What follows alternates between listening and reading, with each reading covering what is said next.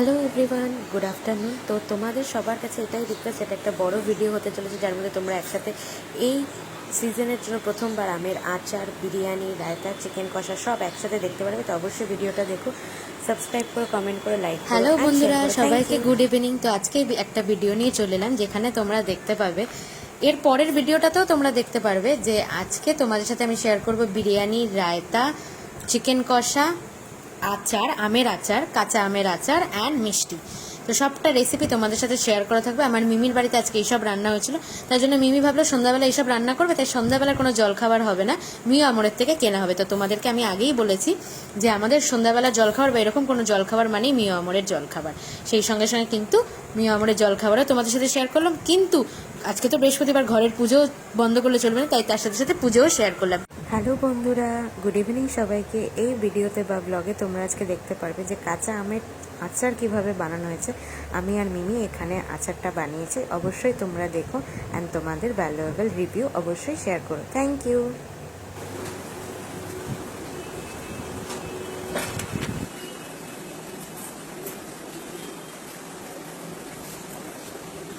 এটা ছোট ছোট করে আম কাটা, তার মধ্যে চিনি দেওয়া আর ছোট ছোট করে কিশমিশ কেটে দেওয়া, তাই তো? জিরে দিলে, তাই তো? আর পাঁচ ফোড়ন দেবে। পাঁচ ফোড়ন দেবে। এটা চাটনির জন্য করছো, তাই তো? চাটনি মশলা। চাটনির মশলা, গোটা জিরে আর পাঁচ ফোড়ন ভেজে গুঁড়ো করবো। ভেজে গুঁড়ো করবে।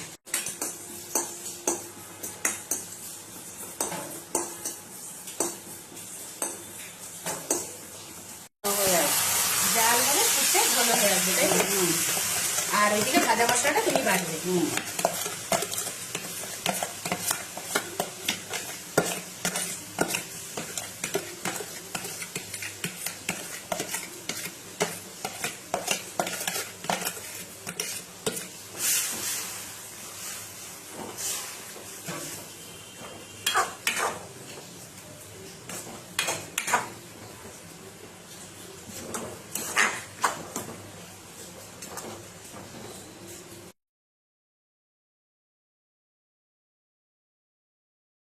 হ্যালো, গুড মর্নিং সবাইকে। তো এই ভিডিওতে তোমরা দেখতে পাবে বিরিয়ানি কিভাবে তৈরি হচ্ছে, বিরিয়ানির জন্য কতটা চাল লাগছে, বিরিয়ানির জন্য কটা আলু দেওয়া হচ্ছে, সে সমস্ত কিছু এই ভিডিওতে শেয়ার করা আছে। অবশ্যই কিন্তু তোমরা দেখো। আমি তো অত রান্নার ব্যাপারে জানি না, তবুও মিমি যা বলছিল সেটাই তোমাদের সাথে শেয়ার করেছি। এটা বিরিয়ানি, তোর না তো দেরাদুন আতপ। তুমি এটা বিরিয়ানির জন্য নিচ্ছ, তাই তো? হ্যাঁ, আমি ঢালি তারপর ছবিটা না।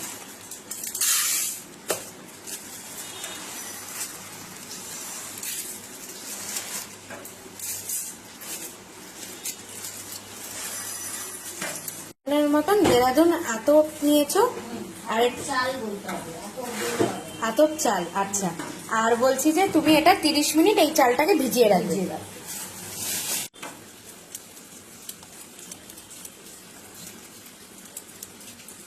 বাইরে বেশি আছে, খাওয়া দাওয়া আর মুছে এখন আর হবে না, যাওয়া হয়ে গেল। হ্যাঁ, ভালোই তো, ভালো পয়সা। আর এখন টানা ভালোই ঠান্ডা করলাম, বিরিয়ানির আলু, তাই তো? হ্যালো বন্ধুরা, এই ভিডিওতে তোমাদের সাথে শেয়ার করব ঘরোয়া মতে বা ঘরোয়াভাবে কিভাবে বিরিয়ানি তৈরি করা যায়। তো আমি যেহেতু খুব একটা রান্নাতে পটু নয়, বাট আমার মিমি রান্নাতে কিন্তু দারুণ পটু, সেটা তোমরা এখানেই দেখতে পারবে। বিরিয়ানিটা অবশ্যই এনজয় করো। Thank you. দেরাদুন আতর, এটা বিরিয়ানি। তোর না তো দেরাদুন আতর, তুমি এটা বিরিয়ানির জন্য নিচ্ছ, তাই তো? হ্যাঁ, আমি ঢালি তারপর ছবিটা না।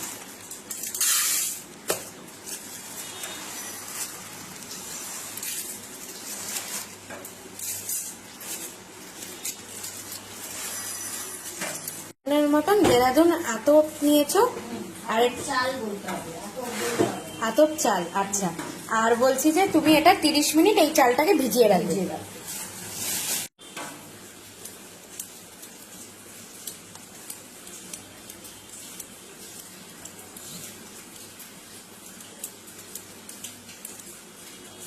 বাইরে বৃষ্টি হচ্ছে, আর এদিকে খাওয়া দাওয়া নেই।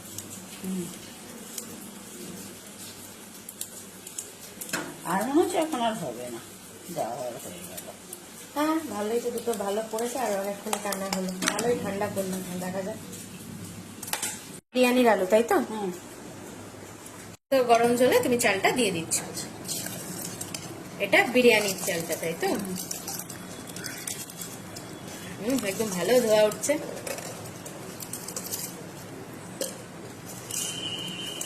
এটা তারপর তুমি কি কতক্ষণ পরে এসে তুমি আবার দেখবে?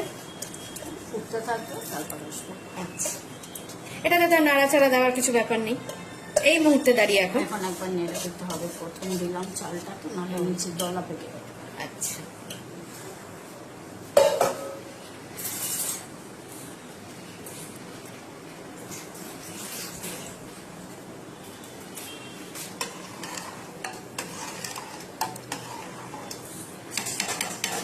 নুন দিয়ে দিলাম চাল, কিন্তু কেন দিলে চালে? যাতে ভাতটা একটু নুন টানাতে হয়। বিরিয়ানির ভাত কি সব সাদা তেল দেবো, যাতে ভাতটা ঝড় একটার গায়ে একটা না লেগে যায়। মানে বিরিয়ানিতে এটা দিতেই হয়? দিতেই হয় না, দেয়। আচ্ছা, মানে বিরিয়ানির চালটাতে। হ্যাঁ। আর কিছু দেবে কি? না। কি অবস্থা দেখো, আমি তোমার রান্নার ভিডিও করছি আর ভগবান আমার ফ্ল্যাশ নিচ্ছে, মানে ফটো তুলে নিচ্ছে জানলা দিয়ে। কি অবস্থা! তুমি হাতের মার গেলছো এটা, তাই তো?